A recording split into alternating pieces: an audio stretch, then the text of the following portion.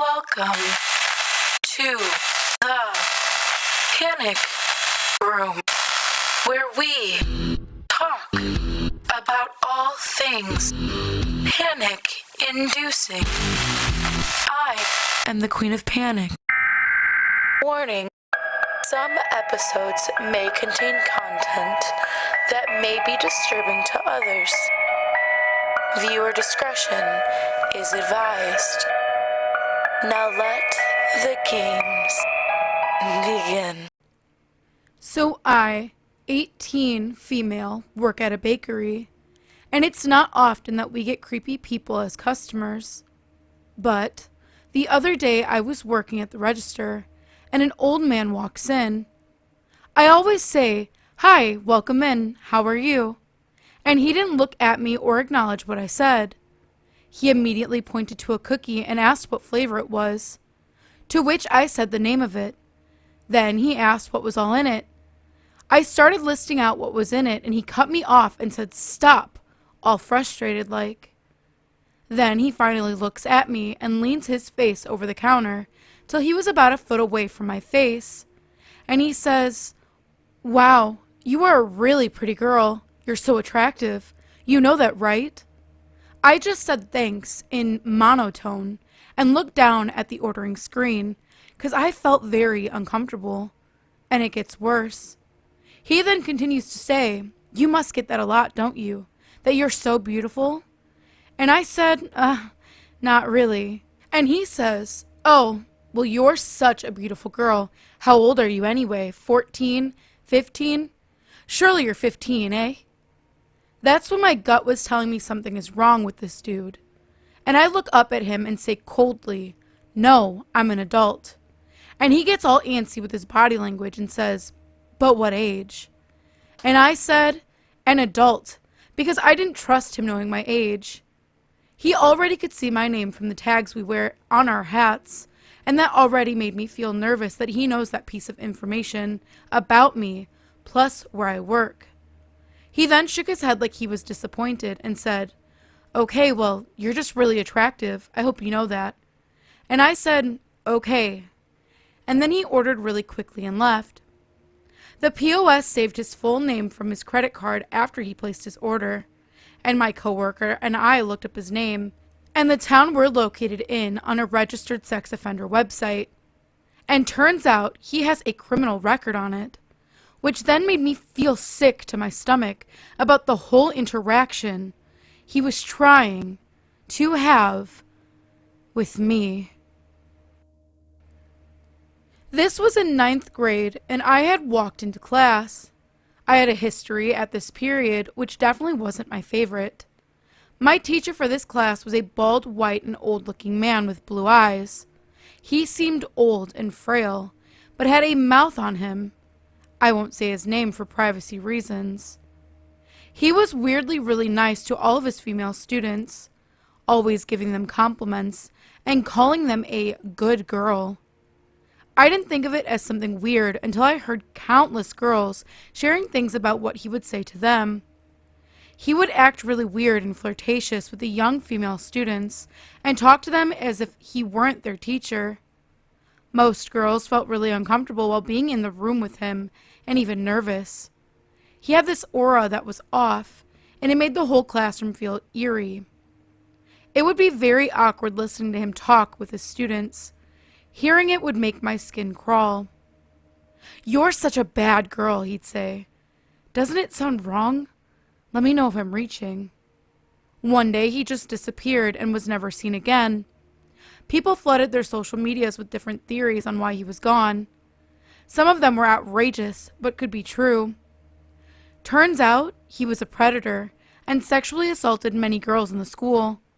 He actually was arrested soon after and was never seen again. More girls came out with more stories about it, sharing their experiences. I saw this as a relief because most of the time he'd make all of his students feel uncomfortable anyways, including me. Good riddance.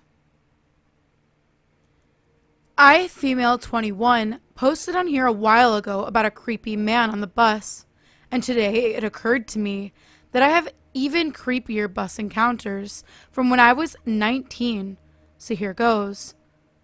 I had just spent the night at my friend's house in the suburbs along with this group of friends, F, and M, and the four of us were riding the bus home the next morning after a fun night.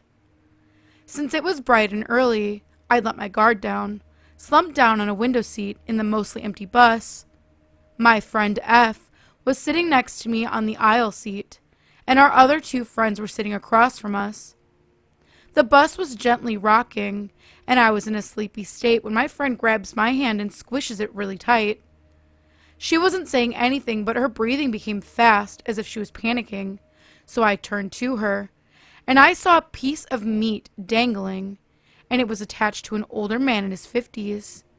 And this guy was standing on the side of the seat next to my friend, grabbing her thigh and full on beating his thing while the rest of us slept, and she stood frozen. There were barely any people on the bus. I felt like I wanted to throw up. I got up and pushed the guy's chest as hard as I could, and he stumbled back and tried to keep himself from falling. My friend M had woken up at that point, and he grabbed the guy by his neck and berated him and called him names. By this time, everyone had noticed the commotion, but unfortunately, this is not uncommon in my country, so people were disgusted but not surprised.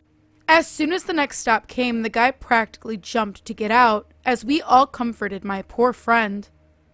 I had forgotten about this story until she reminded me the other day, and the disgust came back and washed over me. What the heck, man? When I finished uni, I moved back home until I found a job. As soon as I could afford to, I set up a profile on the website Spare Room. I was contacted by James, who had a room to rent out on the outskirts of the town I worked in. It sounded good, but he wanted to talk on the phone before inviting me to view it. We had a chat one evening, and it turns out we had some things in common. We both enjoyed fitness, particularly swimming, and were movie buffs.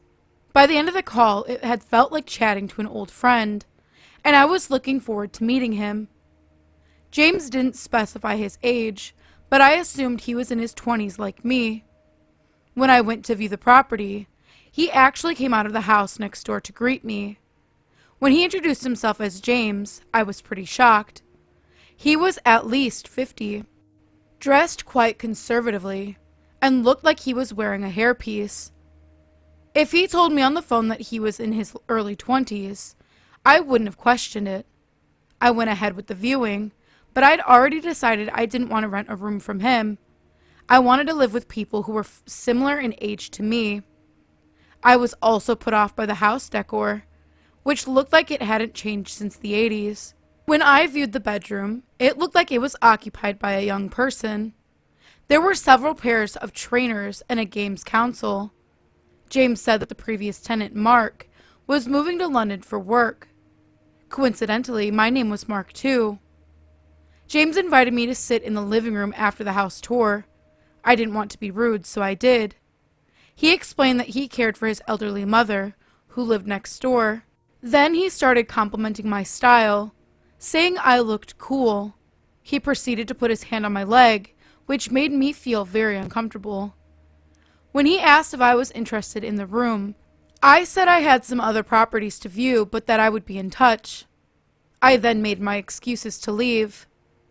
Everything about him screamed red flag. I just wanted to get out of that house. As soon as I was back in my car, I called my mom to tell her how freaked out I was, and I absolutely would not be living there. James texted me a few days later to ask if I'd thought any more about moving in. I lied and said I'd found somewhere closer to town. I did eventually find something with some other young professionals, which turned out to be great. Some months later, our town was shocked by the news that the man's body had been found in the fields on the outskirts. He was later identified as Mark. I didn't think much of that until I saw the murder suspect was his landlord, James. The same James whose house I viewed. I saw him on the news and got instant chills. He was later convicted of Mark's murder. This happened a couple weeks ago. So I was heading home from my friend's house one night, around 11:30 p.m. My friend lives about 25 minutes from me, and the fastest way to get home is if I take back roads. I live in a small rural town. Anyways, I'm driving home with one other car about 4 cars lengths in front of me. I'm about 5 minutes from my house when I see the car's taillights suddenly break. Then the car speeds off and turns off a road to where I couldn't see it anymore. I didn't think too much of it. Maybe a raccoon ran out in front of them and they didn't want to hit it. As I get to the part of the road where the car slammed on the brakes, a man, a big man, probably 6+ feet tall in a black hoodie, jumps in front of my car, flailing his arms and yelling at me. I swerve to the right to not hit him, and I look in my rear view and he's gone. This road had houses, but where this man was, there were none. No streetlights, no broken down car. I raced home and called my husband, who was about 2.5 hours away at an event and wouldn't be home until after midnight. I told him what happened and how he just disappeared, and I was terrified to get out of my car to walk into our house. He stayed on the phone with me until I got inside and immediately headed home. There's been a lot of weird break-ins around my area lately too, and people trying to steal cars. I can't even imagine what would have happened if I stopped my car. Not that I ever would. I've seen too many true crime docs. I avoid taking that way home now, and if I do, that's all I think about. I take a walk every morning as part of my waking up routine. This morning, towards the beginning of my walk, I pass a man who asks me something. He is slightly too close to me, but not enough to make me uncomfortable.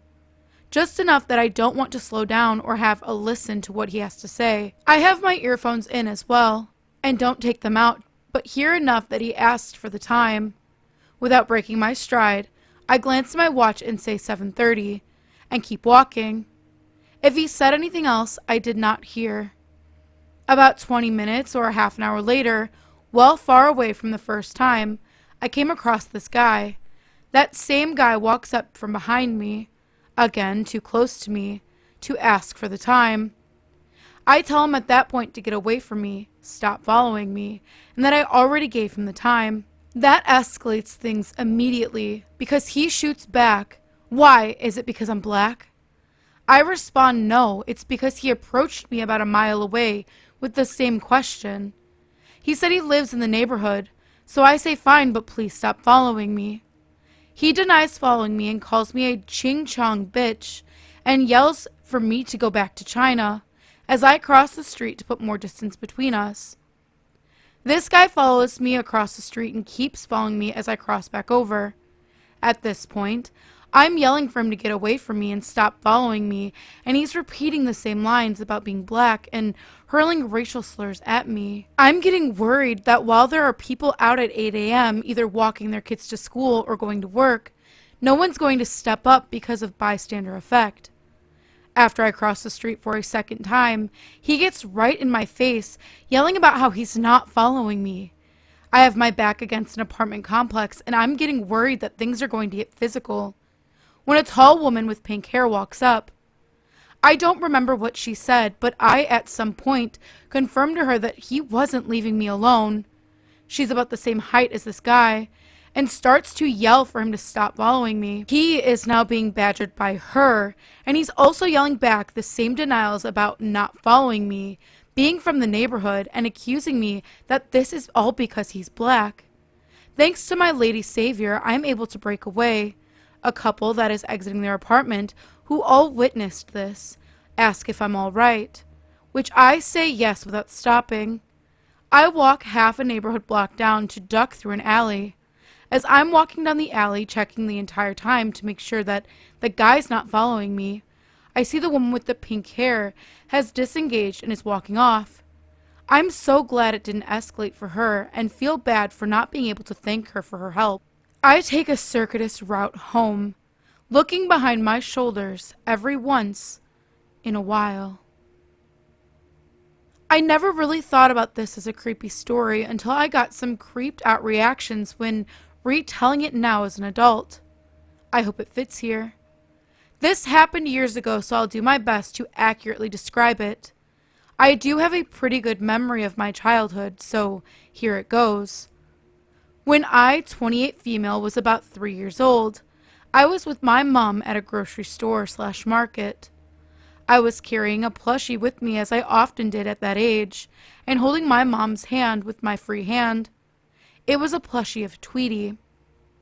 While we were walking down one of the aisles, I dropped my plushie, and by the time I got my mom's attention and we turned to get the plushie, a man had picked it up.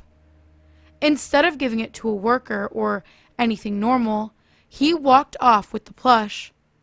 My mom called out repeatedly in an attempt to retrieve the plushie, and we followed the man up until the entrance/exit of the store. At that point, my mom stopped following him. He got into his car and he left, without even having bought anything. A store security guard then came. He asked why I was crying, to which I replied, "Se levo mi Tweety." He took my Tweety in Spanish. He then asked my mom who took it, and she told him that the man had gone to the parking lot and gotten into his vehicle, and there was nothing the security could do at that point. Years later, I still remember this, and it still makes me kind of mad to think about it.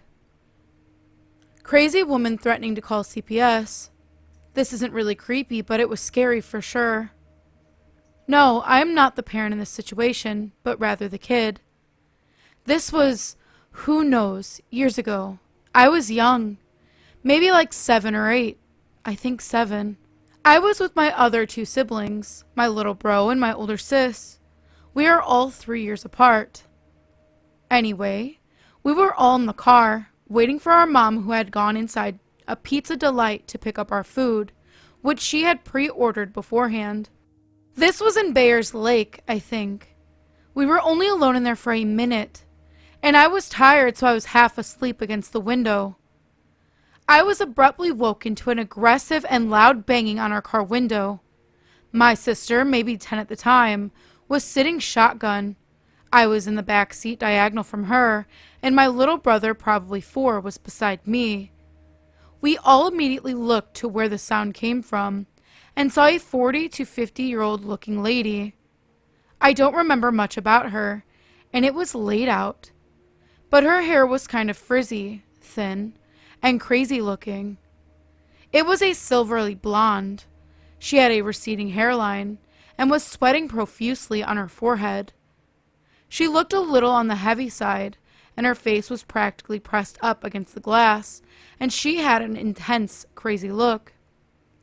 She held her phone up against the window, my sister's window, with the white emergency dial screen up, and yelled something at us. I can't remember what.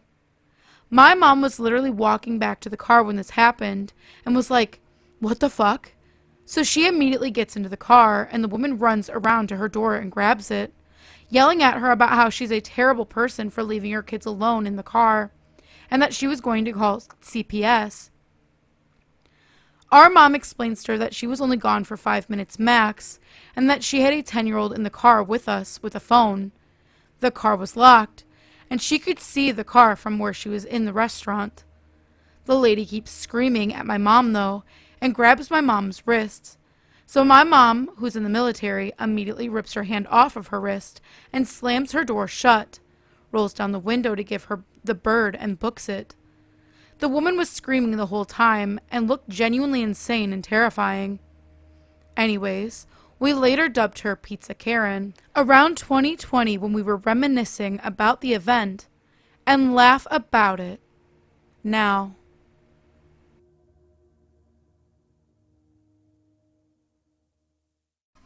If you would like to submit your stories, please check out the Panic Within subreddit. I go over those stories that are submitted, and I go ahead and I narrate them. I say go over, but I narrate all of them. So if you are interested in something like that, go ahead and take a look in the description, and you'll find the link there. We also have a Discord. You can come and hang out and get spooky with me and other narrators. We post new content, up and coming videos, promotions, and we also just hang out and chat, and you can come in and hang out with us there. If you're interested in that, link is also in the description below. And last but not least, if you are interested in doing a collab with the King of Panic or myself, you can absolutely reach out. If you're another creator, you can do one on our channel, we can do one with you. We are completely open for collab as of right now. Looking for new stuff to do and very excited for anybody who reaches out. The best way to do that is through Twitter or Discord.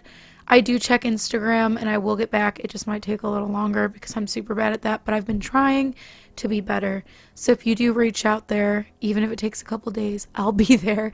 But like I said, we're excited. So please definitely reach out and we're looking forward to it. And as always, thank you for visiting the Panic Room. You have successfully made it to the next portion of your tour. Please stay tuned for your next prompt.